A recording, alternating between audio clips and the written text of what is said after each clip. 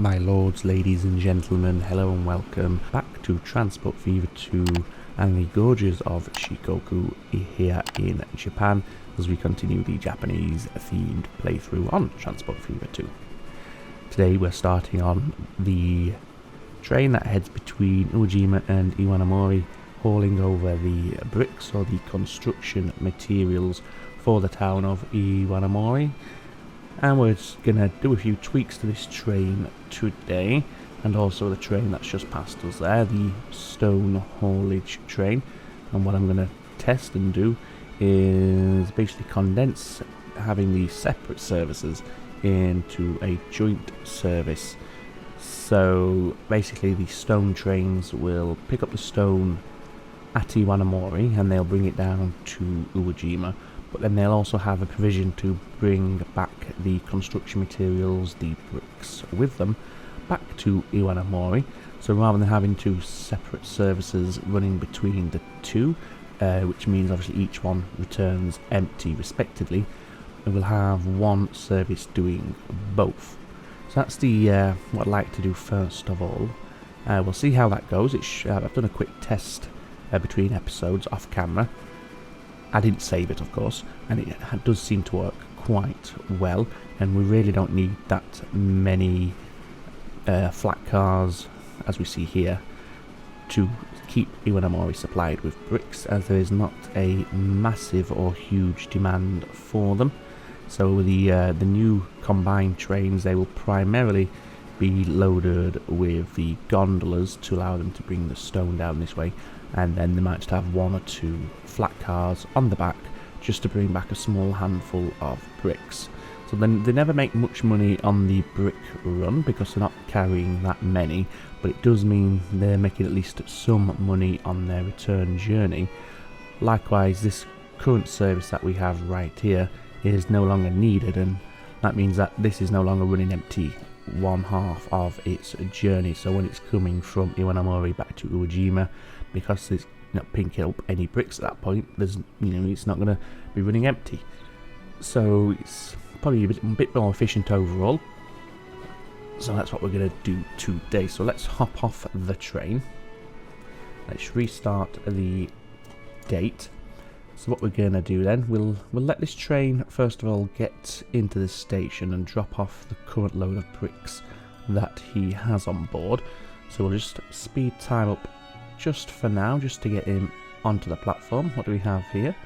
The JNR Class 8620, so we can have a look at that in a few moments. So what we've got, once we've got this adjustment to these lines, or this combination finalised, so let's let him sell. There you go, look, he's only making 766,000 per run anyway, so let's pause it now.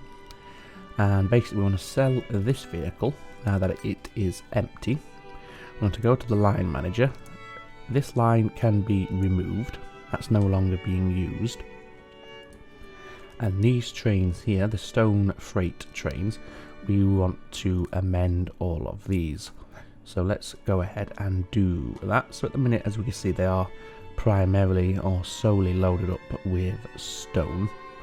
What we're going to do is basically supplement that, as I said, with a couple of flat cars, just so on their way back they can at least bring some bricks with them. And literally we don't need more than 2 or 3. Let's just check this. Let's do 2 and 3 side by side, and we'll look at the differences in speed. In fact, I'm going to say we'll go for 3, but we'll also go ahead and we'll double head this train now. At the moment we're just running the single class S, but I do think there's an argument now that we should double head this bad boy like this, and we will move the locomotives to the front of the consist. As we see there, that's made a big difference. 50 miles an hour in just 74 seconds is pretty decent indeed. So that's what the train is going to be made up of from here on out. So now that we've done that, there's another thing we need to do as well.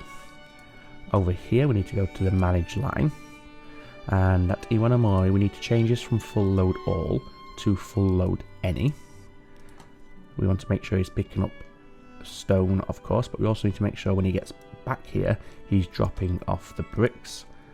Likewise over here at Uwajima, we are now dropping off the stone, but we're also loading up on any bricks that we might have available. So what we also want to do before we do anything else is check the platform assignments over here, because we don't want these going to a platform where they could block in another service while they're waiting for the bricks to be loaded or created. So first of all, let's just change this colour. Now this line is doing stonework and brickwork, so that's grey and red. So I think we'll go for this sort of colour just to distinguish it just a little. Now as you can see, the primary platform for this service is this platform here. Now we also have the food delivery train coming in on this platform. So what we're wanting to avoid basically is this train being on here and waiting an excessive amount of time for the bricks, which could potentially lead to this train not being able to get in to drop off its food. So what we're going to do for that is we're going to remove, we're going to have on platform 5, which is a completely separate and distinct platform, but we'll give them the option to go to platform 3, which is this one here, which is where this train is obviously heading right now. So there we go. So when he drops off this stone now, he should then pick up whatever bricks are available. As I said, there's never that many because there isn't a big demand for the bricks in Iwanomori, and the brickworks over the river there, they don't prioritise Iwanomori as a primary customer, for want of a better term. Most of their production is going into Uwajima, so it's only really a small handful of leftover bricks, if you know what I mean, that are going over to Iwanomori. So yeah, he's got, how many has he got on there? 26. So yeah, like I said, they're never gonna take as many bricks as they are stone, but at least they are now taking something with them. So they're not running empty. They're making a bit of money on both legs of their journey, and the other service, which was just taking the bricks, and it was never fully loaded anyway, and it was only making, what did it make last time, about 700,000. That's just gone entirely. So we've condensed 2 of our lines into 1. Now we could, and it is an idea, it's a possibility, do the same with the fuel freight trains and the machinery freight trains. Obviously one is picking up fuel here and dropping it off in Yawatahama, and the other service is picking up machines in Yawatahama and dropping them off there. At the moment I'm a little reluctant to do that, simply because if you look at the size of these trains here, the machinery freight trains have 18 boxcars, and they're pretty much able to fill all of those boxcars without much waiting around on every journey. Likewise, the fuel trains have 13 tank cars, and again they're able to pick up a full load on every journey from Uwajima to Yawatahama. So if we wanted to replicate that same throughput, we'd have to have some absolutely gargantuan trains, and at the moment I just don't think the locomotives are capable of pulling such a load, not without, you know, something ridiculous like having a triple-headed train. So I think what we'll do for that one, while I am acutely aware of the possibility, we're gonna wait until we've unlocked a little bit more powerful locomotives who can handle having such an enormous consist that we're not gonna suffer on the throughput. Okay then, so with that done, we recently unlocked a new JNR class locomotive. So let's just quickly have a look at this. In fact, let's not use that one, let's use this one, as this one, oh no, that's using the Russian class S, as is that one. Let's just try and find one that is using there we go, the Northern Shuttle Service. So these are using the 462, and this is what we've just unlocked, the 8620. So it is a little faster. It doesn't have the power, but it does have a bit more tractive effort, but it is cheaper to run and it is lighter. So what we'll do, we'll just have a play about with this and see what difference it does make. So it is able to get to its top speed in just 110 seconds, which is not very long at all, and the medium speed is the same, and the high speed, it suffers a little as we can see, but it does get there that little bit faster. Well, just so we have the train on board, and it is a little bit cheaper to run anyway, I do think we'll opt for that service. And I think what we'll also do is this service here between Izumimachi and Uejima will also have that vehicle, that locomotive assigned. It's a very short distance between these two stations, so if this has got the high attractive effort, and it does just by a couple of kilonewtons, you know, that's what the game uses to give the locomotive its initial oomph from, you know, a standing start. Once you're up and running, that's the power then kicks in. However, because this is a short run, I don't really think we have the distance to allow the excess power for the 462 to really take hold and make a noticeable difference, so we'll go for the 8620 on this service as well. Now, I could be completely wrong on that assumption, but that's how I've always interpreted that. So let's have a quick look at this new locomotive, and we'll go to cockpit view so we can get down and have a real good look at it. Looks rather nice. Got the number plate on the front of the boiler there, as well as on the cab. Yep, it's a locomotive, and it doesn't look too bad at all, so there we go. Right, so we're over in Kaihoku now, as we can see. And if you remember, we started the next leg of the passenger line that is going to leave from Kaihoku and head up to Matsuno and or Izumi. And I think we may as well get that finished off today. So we're just going to continue this line here up to the town of, I'd say, Matsuno, just because that's going to be the easier to complete. Heading up to Izumi, it's going to be a little bit more, you need a little bit more thought involved in this, because we have this river and also we're going through this valley. Now the train lines, we can't really send them around like that, the radiuses will be too tight on the curves, but we could just come straight through. When we get to Izumi, we also have the question of where we'd want to put our train station for here, simply because it's a small town, as we can see, and it's really nestled into these peaks and these valleys here, so we don't really have the real estate available to put a large station down, so that is going to take a little bit more planning and thought. Whereas if you look at Matsuno, it's a lot more open, we've got all this open space here, the train's a lot more conducive to having a train line in the first place, and we've also got a lot more space around the town for a fully functioning passenger station.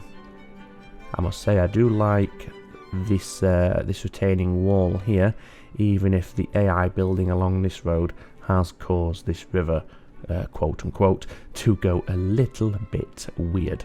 We have a pyramid in the river, and our water is defying all known laws of nature, and looks like that. So we'll just pretend we can't see that, because that's a little bit awkward.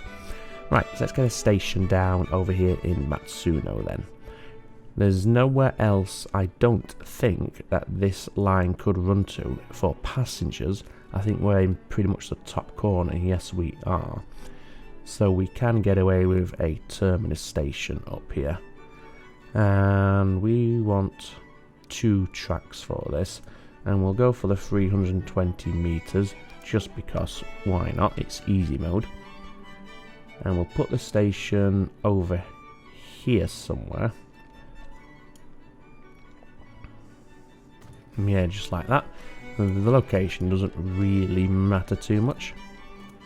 And we want to, of course, connect a road into this station. I'll give this station a road connection.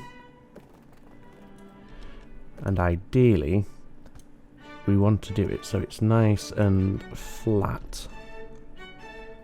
As you see at the moment, we have this very pronounced step between the road and the station. So, in fact, instead of messing about trying to get the sweet spot, let's go ahead and just flatten off this area here to the level of the station building. And then we'll put the road down. And that's made absolutely no difference whatsoever. Right, if we don't get too close, it's not going to be a problem. So we'll just keep it as that for now. And then we want to connect it into the existing infrastructure in the town of, is it Matsuna? Matsuno, close enough. And just here where we've terraformed to try and sort the road out, we'll just smooth it all off now. And we may as well do along the side of the station as well. Let's get the brush size up and the strength. There we go. Just takes the worst of the excess out. Right, as we can see right here, we're about to go straight over a river, as well as obviously this road here. Now, I'm not sure if we're currently high enough that if we forced the tracks to stay completely level, would they automatically generate a bridge. But saying that, it looks like we're going up a little. As we can see there, we've gone to 52 meters. So let's just see what happens here if we try to go across. So we'll keep the continue because I can't be bothered to change it. Oh, there we go. It will give us a bridge straight off the bat. And even if we go to level height, it will also retain the bridge. So we'll do that. That way we're not messing up this fake river, for want of a better term.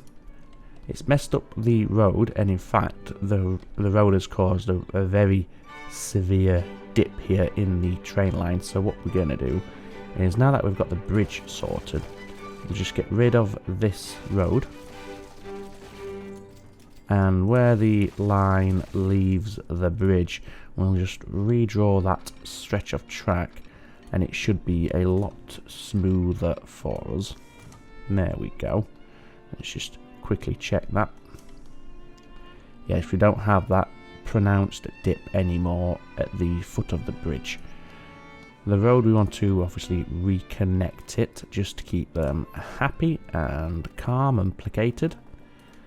So what we'll do is we'll actually go underneath this bridge. We have the room to do so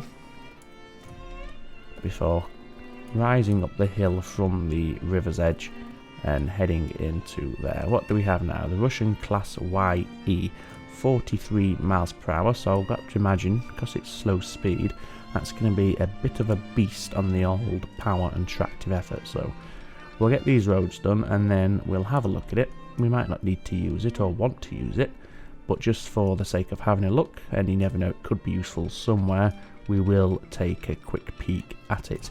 It's likely going to be useful on one of our lines, our freight lines, that are perhaps not covering the greatest distance, but are pulling quite a load. So we'll check it out, and we'll see what sort of use we could make of it.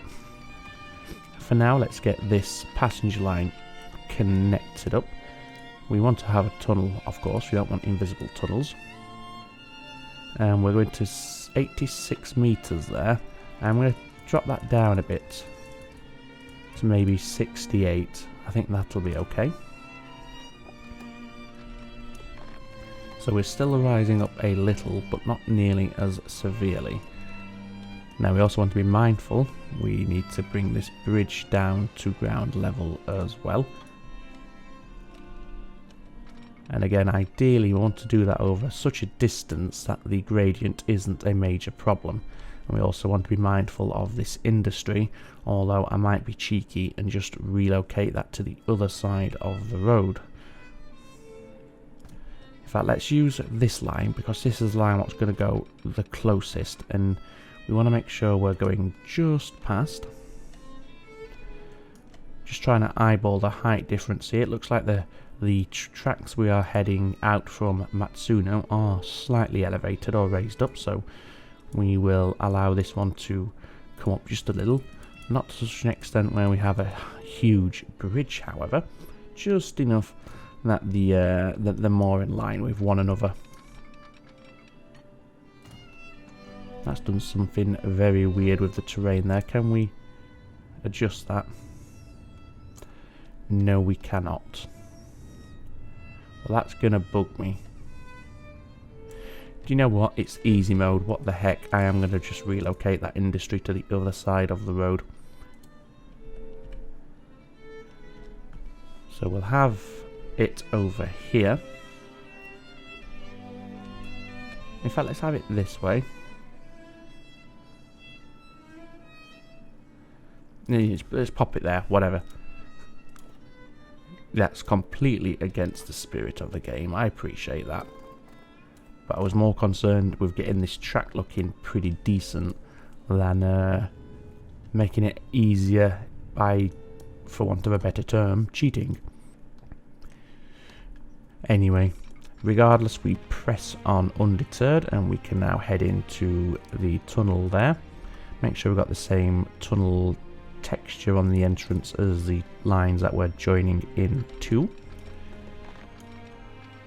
Bring it through, and that should work quite nicely. We do need a diamond for this station, so we'll give the station one of those. Around about 50 is fine, doesn't have to be exactly 50, but there or thereabouts. So that's what I usually aim for where I can, so there we go. We want to give them some signals, and we have a departure signal here, so we'll use these ones. And these do want to be two-way, and they're just to bring our trains forward to the entrance of the junction. And now we want some stopping signals there, and we want some clearing signals, and then a few blocking signals the rest of the way. So I'll put the blocking signals in now. We don't need that many, and then once we're done there, we can think about getting the line set up.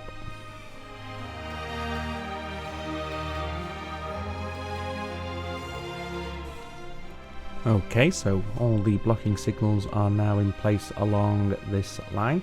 So now we can, in fact, before we do any passenger line work, I think what we'll do is we'll get a bus service to the station at Matsuno.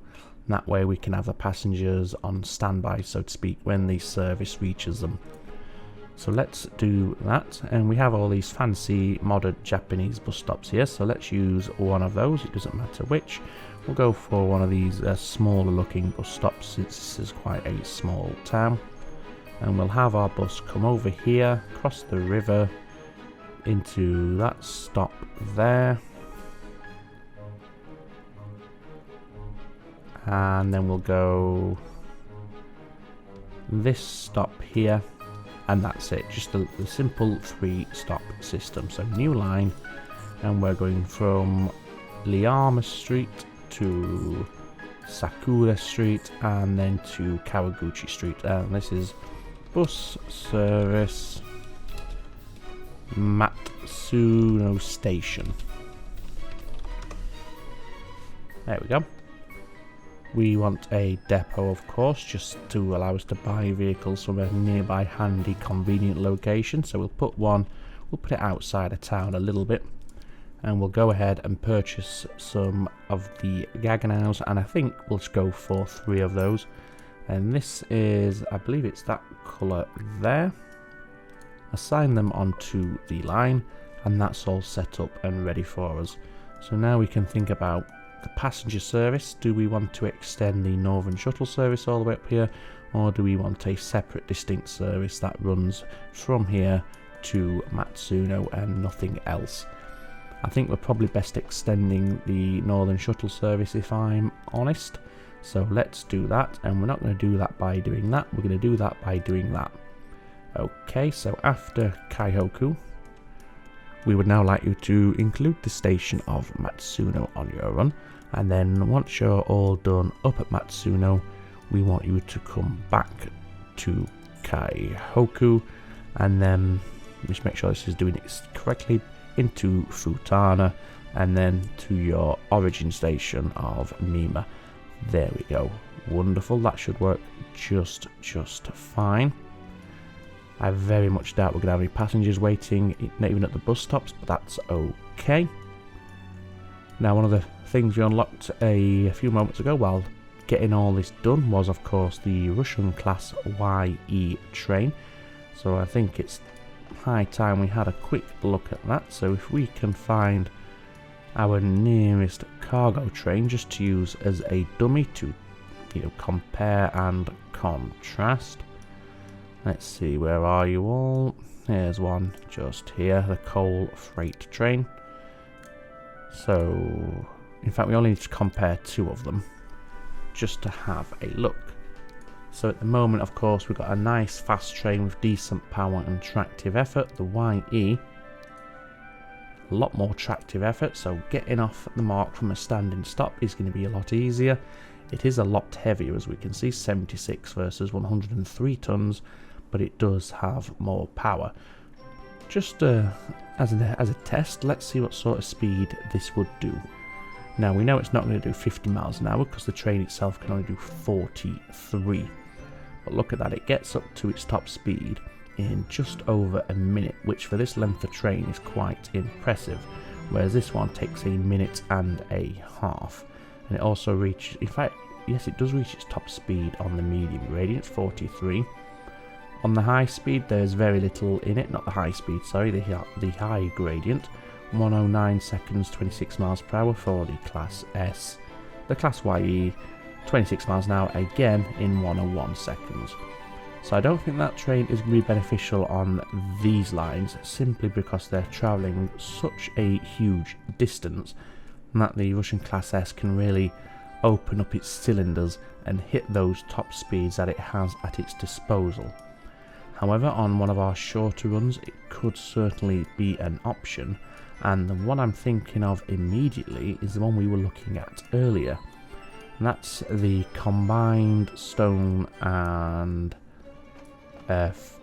brick haulage, this one here, where we've got a double header Class S for the extra power.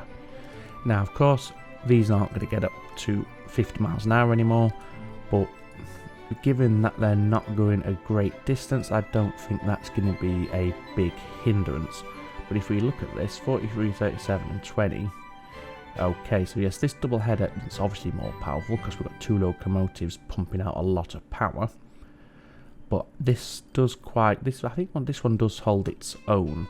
What's the Class S in terms of cost? So it's actually more expensive for this one, which is a bit of a surprise to me. But just so we have one on the service, on the map, I think we will opt for the Class YE on this service. It's one of our shorter freight haulage lines. It would be nice to use it, and we are getting a nice boost in the tractive effort, so when it's leaving the station, this train should really be able to get that available power onto the rails. And let's just have a look at this new loco.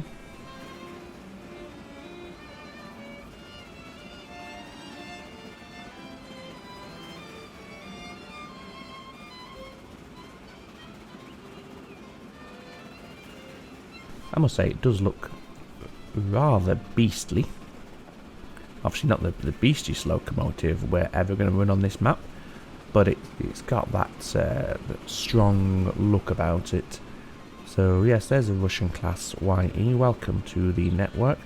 Yeah, you're not going to be going 50 miles an hour anymore, but that's absolutely fine. You're not going a million miles anyway, so that shouldn't be a problem. Now, it looks like these services are now starting to run our stone platforms dry. So what I think we do is we can't really increase the number of trucks here, because if we look right now, as one departs, another one is arriving. And it's not like they're waiting around. It literally, the spacing is just enough that when one gets fully loaded, the next one is just about to arrive. So chucking more vehicles on there, we can't make them load any faster, so that's not going to do anything for us. So what we can do instead is actually just get rid of some of the wagons on these trains. So rather than having 12 of the gondolas, we can perhaps run with 10 of them, and that means removing 2 from each train. Now, the reduction in train length and weight does then lead to the inevitable question: do we want to switch back to the Class S for that extra boost in speed? Obviously we know that this one doesn't hit 50 miles an hour where the Class S does, but this one shone through because of the extra power and tractive effort it had at its disposal. If we're needing less of that power and tractive effort because we're not pulling as much weight per journey, do we still need such a beastly locomotive? Probably not. However, it is also easy mode, so we can just basically do what we want, within reason of course, and get away with it. So I think we'll stick with the Class YE just for a bit of variety on the lines. So we've got the Class S on this service and we've got the Class YE on the more heavy duty service, for want of a better term. So we'll see how they get on, and if they're completely rubbish, then as I said, it's easy mode, it doesn't really matter. It's fine.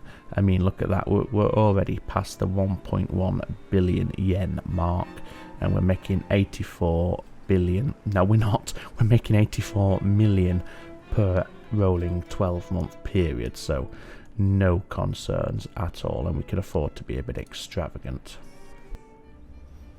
Just looking at these platforms here, and while they're not overloaded thanks to these additional cargo capacity buildings, obviously there's a lot on there that's not being hauled off very quickly. So I'm wondering, do we need to add in extra vehicles for these two lines? Now if we look, let's just go to the ones we can see on screen, and we want road vehicle. So if we look at this food delivery line, it's making 2 drop-offs, Ashaya Street and Chuo Street. Is that hitting, it's not going to hit all, but is that hitting the bulk of our commercial properties? Well, we're hitting about 40% as we can see, but look at how much food this city is asking for, 595 units. That is a lot. Is there anywhere that's not having its cargo demand met at all? Let's have a quick look. Cargo layer. I mean, look at this. We have all these commercial properties up along the top which have no supply whatsoever. So I think what we'll do is we'll add a third drop-off point for this line. And naturally we're going to put that up here to try and encompass as much of these as we can. And then what we want to do is, after you've gone to Chuo Road, you want to now come up to Tokigi Road like that. Yeah, that's fine. And which way are you coming back? You're coming this way, down here, basically back out the way you came, and then into the freight exchange. That's fine. So these now do a 3-point drop off on their run, and I do think we're going to need an extra few vehicles on here. We have 24 at the moment. I'm going to say we'll push it to 20, in fact we'll go to 30. So what's that? That's 5, that's 6, there we go, that's 30 total. Just to eat in some of this. Machinery delivery, well, we've got all these properties up here which are not receiving any sort of supply. But just to pay close attention, how we're doing on the machinery deliveries. Well, they really are spread pretty much all over the shop here. Where are we currently dropping off to? Let's check that out, shall we? Get rid of that cargo layer. So we want the machinery delivery. So you're dropping off here. So pretty much you're covering all of this. But I think there's an argument that you could then come this way, come down there, and hit all these. And you might even be able to do a drop off there. So like drop off, come this way through and drop off. So to make sure they do go that way, let's give them a waypoint. And we'll make sure, well, we'll use, which waypoint do we want? I don't really know. You can have a stop sign, say, there. And I think that should be enough to guide them where we want them to go. Okie dokie. Oh, so they've already picked up that one I've just put in? Well, that's very clever. I didn't know that was a thing. So yes, they're going to Tanabe Street, dropping off, then Ashira Road, and then we want them to come here. Is he going the way we'd ideally want him to be? Yes, he's going past the waypoint that we were going to use if he wasn't going this way. So yeah, he's doing exactly what we want him to do. Then he's leaving the city limits back to the pickup point to get some more. Perfect. In terms of vehicles, how many do we have? We have 10. Well, we can certainly increase that. And I'll say we'll go for another 6. There we go. And I think that's where we'll end it for today's episode.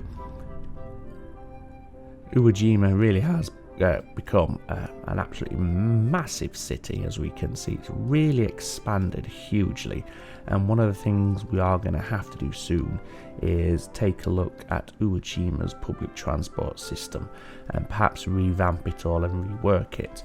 We're going to build it around this central hub here. This will stay in place, but my thinking is, rather than have various loops around the city in different directions, we'll have basically like spokes coming out from this central point, heading out to the various districts, and there'll be back and forth lines. So I think we'll do that in the next episode, because certainly Uwajima has grown to such an extent that the existing network is probably no longer fit for purpose, for want of a better term, and could do with a bit of modernising and upgrading. So I hope you enjoyed the episode, and as always, thank you very much for watching and your continued and ongoing support. As always, questions or comments or suggestions are more than welcome. I do read them, even if I don't necessarily get a chance to respond to them, as I hope you can appreciate. Having 4 young children screaming the house down on a frequent basis sometimes leads me a little bit sidetracked and a bit forgetful. So yes, I apologise for that. I don't ignore them. What I was going to say is, yeah, I don't ignore them. I do read them, even if I don't necessarily react or comment. But enough about that.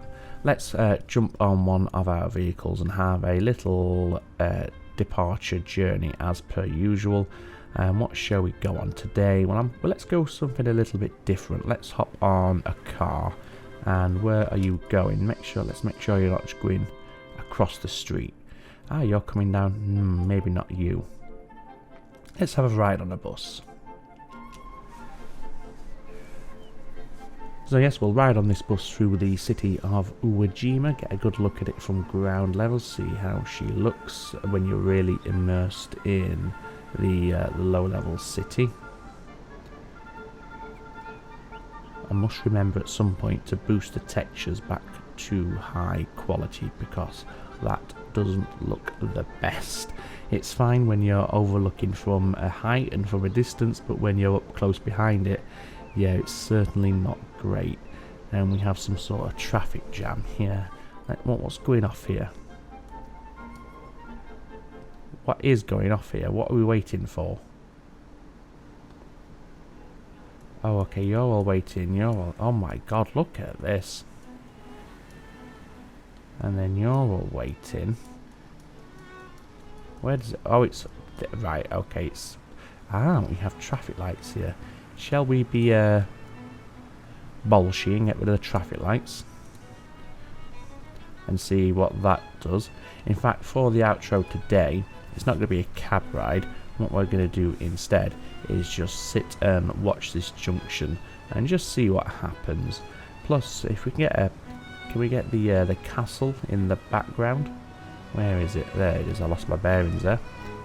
If we can get down low, it should still be quite pleasant for a little relaxing outro. Let's get right down there. Can we? Can we get any closer? No, we can't.